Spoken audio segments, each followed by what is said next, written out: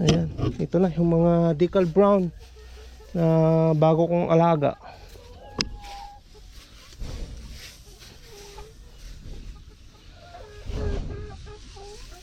Ayan. Idom na kayo.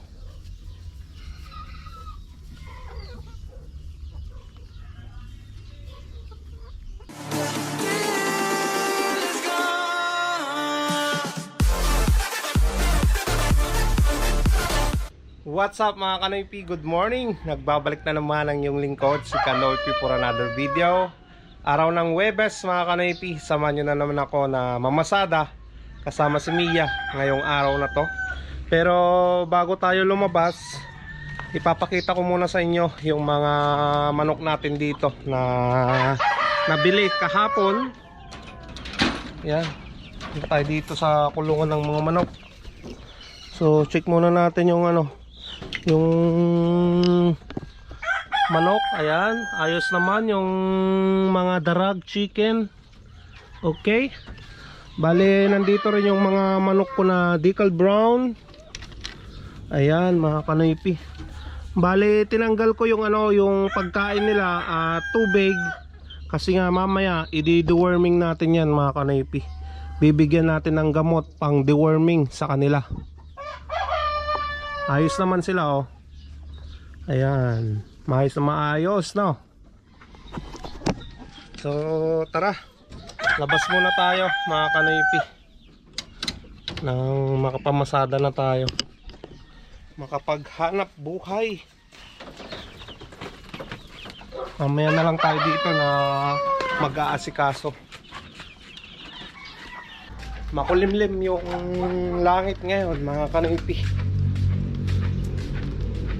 Sana huwag umulan at ganyan na lang yung yung langit ngayon para hindi mainit. Grabe, sobra kasing init. Ibang iba na mga Kanoypi talaga.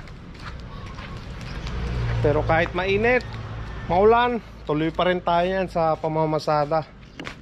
Ayan, nandito si Mia. Labas muna natin siya mga Kanoypi sa kanyang garahe. Ayan, alright. Ayan mga Kanoypi, nandito na tayo sa EJL.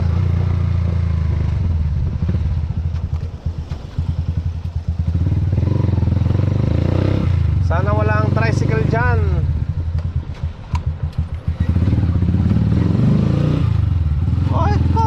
Tatlo agad mga Kanoypi. Bali malambot yung gulong natin sa harapan mga Kanoypi. Bumbahan muna natin siya. Malambot to. Saka dagdagan na rin natin yung hangin sa likod. Siyempre gagamitin natin to mga Kanoypi. Ayan, gamitin natin to para mabilis magbumba, magpahangin Ayan. Pero kailangan natin buksan muna natin to, yung cover dito, para ma-access natin yung battery. Ayan. Okay. So ayan mga Kanoypi. Ayan.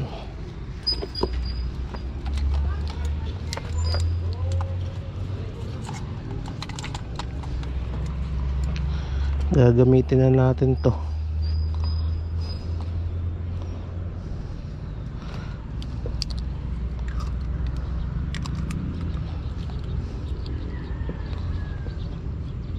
So positive, negative.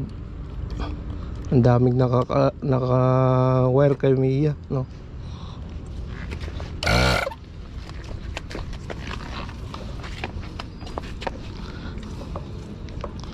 Ayan, gamitin na natin to mga Kanoypi.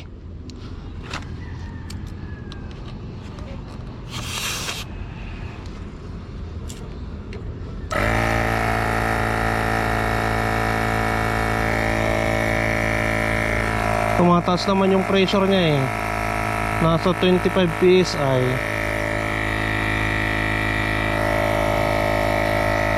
Unang gamit sa compressor natin. Ayan, pwede na. Tigas na, matigas na.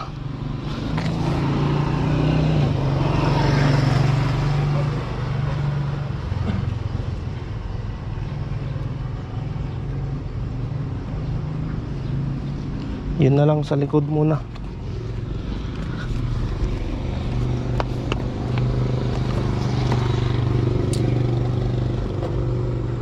Malambot eh.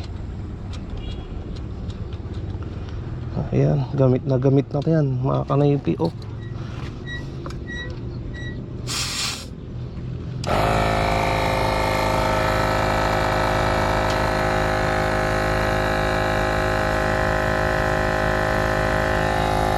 gandang gamitin, no?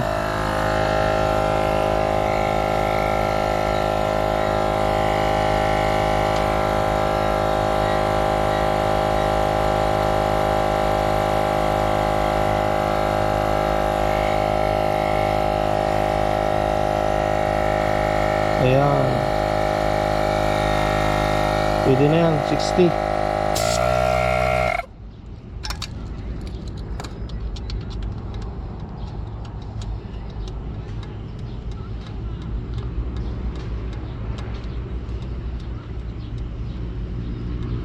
Okay, tanggalin na natin to. Ayos na gamitin mga kanaypi. Hindi ka na maghihirap na na magbomba ng mano-mano, no. Basta may battery lang, i-connecta mo na yon, yung cable nya, itong yung mga wire nya, okay na. Ayos, ligpit ko lang to mga kanaypi. Ayan mga kanaypi, may binamano na tayo, pati pa.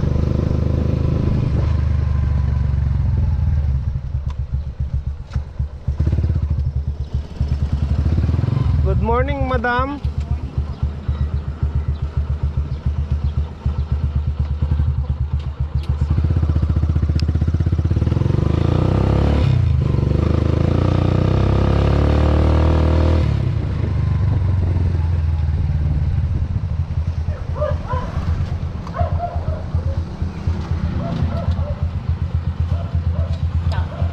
Thank you, madam.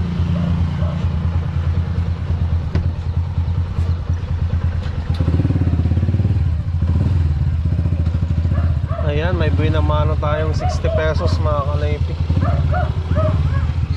Okay. Tayo ba? Tayo ba? Ay, nagdadaktal. White sauce.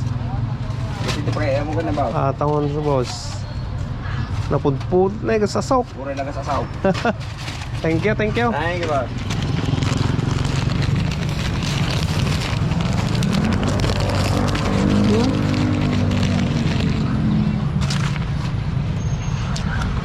Grabe ang init mga kanaypi.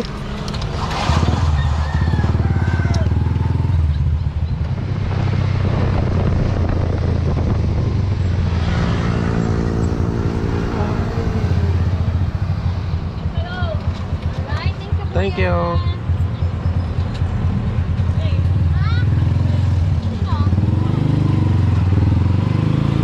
Ayan mga kanaypi, na-pick up pa natin yung isang nagtatrabaho dyan sa Euratex.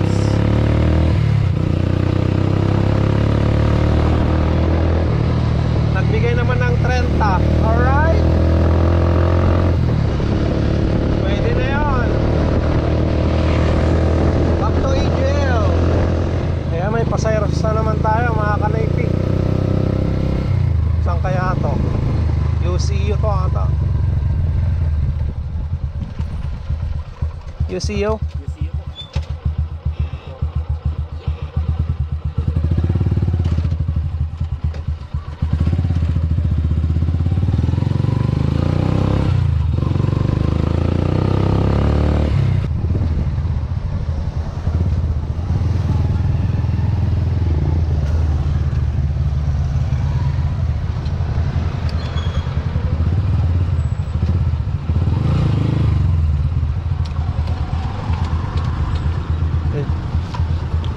Kano pasahe mo dito? 70 po. Ito sir, thank you.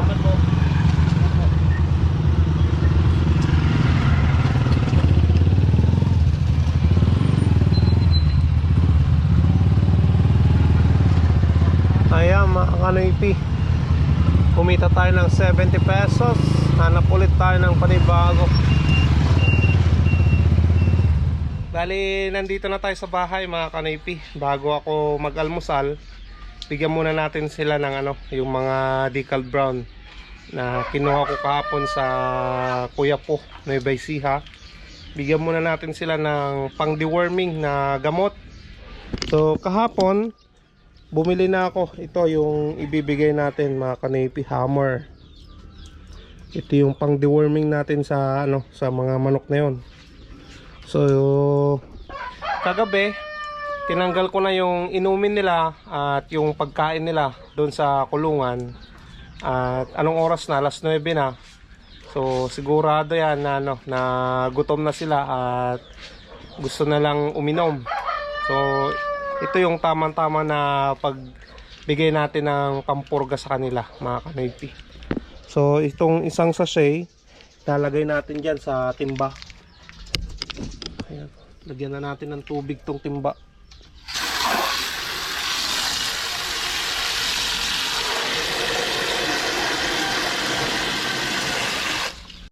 So lagay na natin yung gamot mga kanoypi. Yan yung pang deworming natin sa mga decal brown.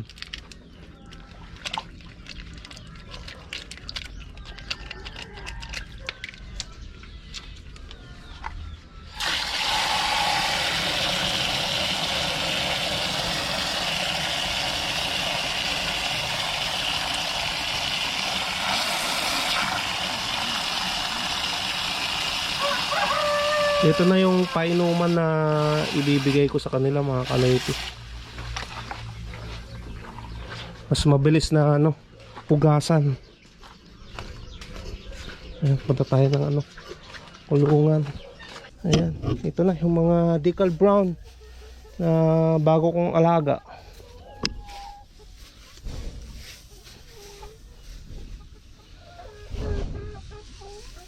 Ayan.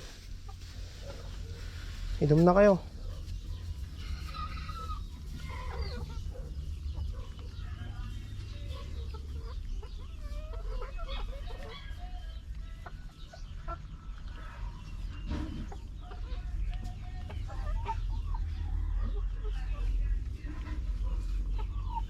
Ayan, inom na kayo. Ayan mga kanoypi, bigyan natin ng repolyo yung mga breeder ko na manok.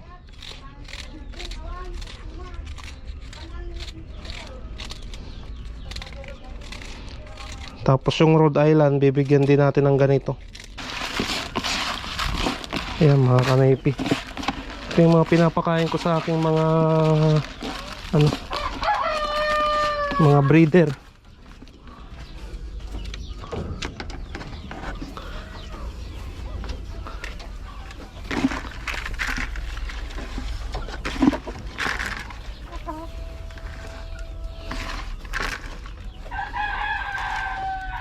Sa susunod gagawa tayo ng ibang pakainan nila. Ayan. Ilan na yung mga itlog dito 2, 4, 6, 7, 7 pa rin. Hindi pa nadagdagan.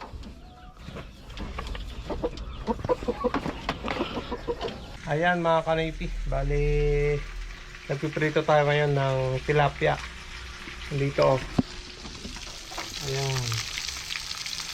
Ayan yung ulam namin ngayong pananghalian. So may naprito na ako dito na dalawa mga kanoypi. Ayan Ayan. Ang init. Ayan. 5 piraso lang. Ito yung ito yung binili namin nung nakaraan. Binili ko pala dun sa bayan na pinabili ni Sir Winston. Ayan. So kahapon na nagluto na si Mrs. ng yung bulalo na baka. Ngayon tilapia naman. Hindi ko lang alam kung anong lulutuin ni Mrs. bukas. Ay. Prito muna tayo mga kanipi bago tayo mamasada. Ayan.